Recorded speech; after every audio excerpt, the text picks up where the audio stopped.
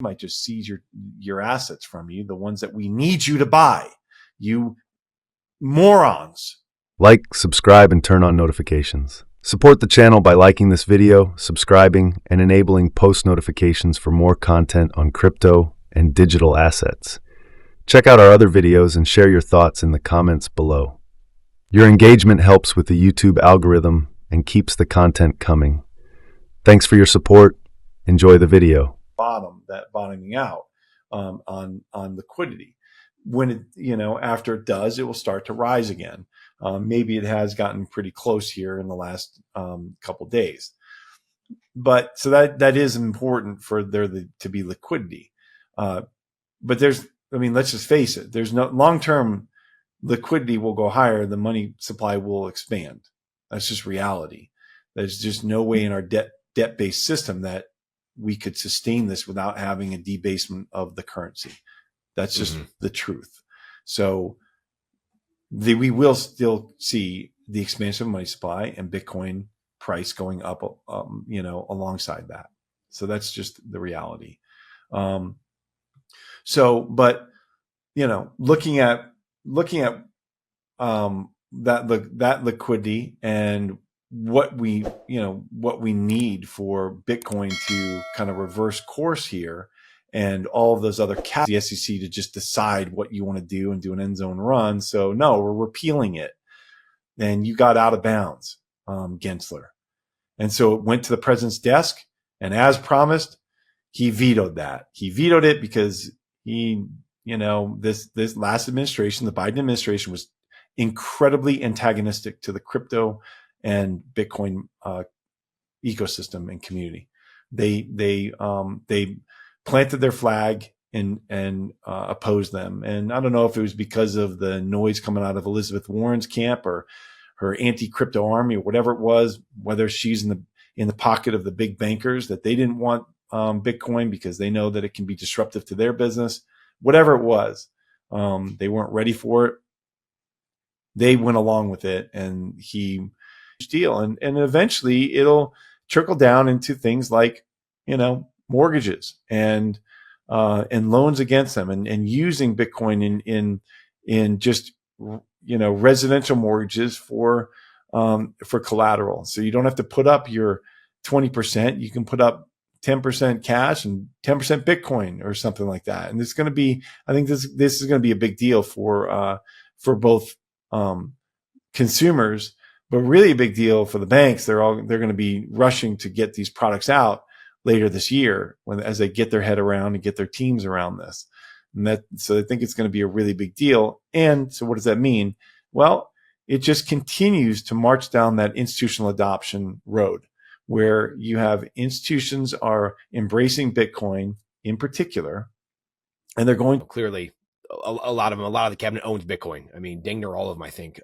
And so, number one, the beauty of people always, well, you guys are pumping your own bags. It's like, well, you're free to join the network, right? Like that's the beauty of Bitcoin, and it's not a zero-sum game like fiat. And that's what the true beauty of Bitcoin, that everyone can jump on that trade. Everyone can throw a few dollars and invest and save in Bitcoin. So that's the beauty of it, number one. But I would love for you to get your thoughts on Tether, stable coins, extending dollar dominance possibly. So your thoughts on that, but also it just makes me think of BRICS and getting your thoughts on that. And I can't help it. It seems, is there any credence to these guys setting up some type of, like, are we in a Bretton Woods right now in a way? Like, will we look back in 10 or 20 years and look back now and be like, wow, we were in a monetary transition where these guys were setting things up against gold, right? You have gold and silver making just the overreaching control to the nth degree. So, Yep. But they have said that they would like stablecoin legislation. They want to get, clarity around stablecoins. Why do they want that? Well, for the viewers who don't realize this, Tether is currently, I think, the 6th largest buyer of U.S. Treasuries in the world. So wow, it's crazy. So why would it be doing that? Well, it's doing that because it wants to peg itself to the U.S. dollar, and so. And again, why would it do that? Because people around the world want access to dollars. And one of the ways they can get access to dollars is through stablecoins. They can get on these platforms and buy the stablecoin on that network. So they couldn't use the settlement network and then for cross-border transactions, and then they also seized their treasuries. I mean, it was just so stupid. I just can't wrap my head around it, that they just signaled to the world that if you're not a great ally of the U.S., we might just seize your assets from you, the ones that we need you to buy. You morons. Literally, it's so stupid that they told the world that, hey, we might just shut these off. Oh, by the way, we still need you to buy them, though. I mean, it's just so dumb. And so we've got the BRICS countries, Brazil, Russia, India, China, and South Africa saying, well, I'm not sure we want to buy treasuries. I mean, they just might seize them from us. That's treasuries around the world for people to buy on these exchanges. And that's a big deal. And they need that. And that strengthens the treasury and strengthens the US dollar. Can we have, so I was talking to George, Bodine the other day, and then it's obviously like in financial YouTube for a while now. I mean, this has been, I don't know, 5-10 years. It's been, the buy, borrow, die. And that's, I think it's the Hugo Stennis trade. Like there's all kinds of different ways to kind of look at this, of borrowing. Sailors doing it now, right? There's all these different people have talked about it. Now people are playing it out in different ways.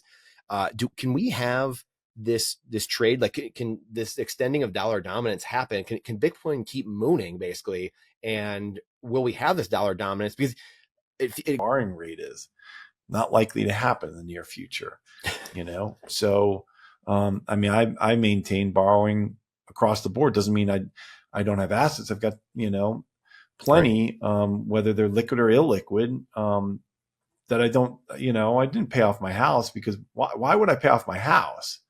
That's a stupid trade at this point in history of our fiat experiment. It's stupid, Again, I'm calling a lot of people stupid today. You can tell what kind of mood I'm in, but it's a Monday. It's a Monday, folks. I mean, I just think it's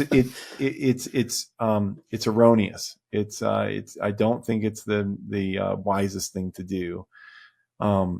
As financially, mathematically, borrow at in the currency that's debasing quickly, and use that to buy hard assets that are appreciating against it. Yeah. Like you said, managing those debt levels. And that's what, like, the emotions that are unfortunately what get to a lot of human beings, and they're unable to manage those debt levels, and they stay too emotional about it. And that's what's very tough for them. So I want to touch on the bit bonds here. This is starting to become a thing a little bit. It feels like you're talking about growing and expanding what we're doing. And I was thinking even on a local level. I mean, like, I was talking to some people in my local town. I'm like, man, when has there ever been a time in life where you could literally basically have a private placement? It's going to be a small portion of the lending products at this point, but as volatility kind of calms down, I think that market will grow quite a bit. What do you think in terms of just, so we've, obviously been kind of running the gamut here of all these headwinds and tailwinds, and where do you see, your predictions for, or just what you see coming out? I can't stand saying that, but just like, where do you see Bitcoin price? And again, it's hard to measure in USD price of what Bitcoin is, right? So it's like, yeah, it's like you're caveating all these things, unfortunately, because it just feels there's so much there. Like, is Russia going to jump in at some point? Is China? Like, what happens? Is it, so I couldn't agree more. It is wild. It feels like there's the global hash rate hasn't even started yet, and we're just at the early innings of that.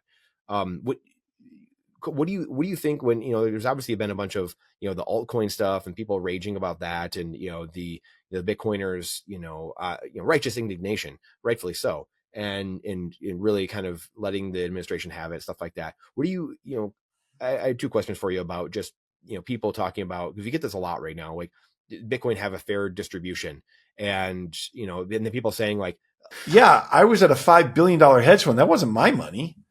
That was thousands of investors' money, like, it wasn't, I didn't have $5 billion, but we were managing the money for them. Yeah, we got fees for doing that, but it's their money. And so the CalPERS and the Texas teachers and, the Wisconsin Fireman Fund, I mean, they're managing money for pensions for people. And so if Bitcoin if they have Bitcoin and it helps their pension, that means that the people that were working for that entity for all those years benefit from that. They get their pension, Eddie's cutting away the fraud. And so it's costly. It's costing jobs. So if you look at the markets,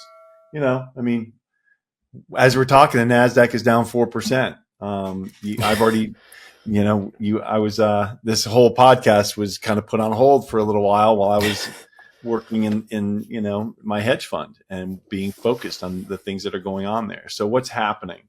Well, the general market, obviously it got a little bit ahead of itself. You had a lot of Trump enthusiasm, which I share in, and I think that the market's not wrong about, but it has gotten ahead of itself, meaning that all of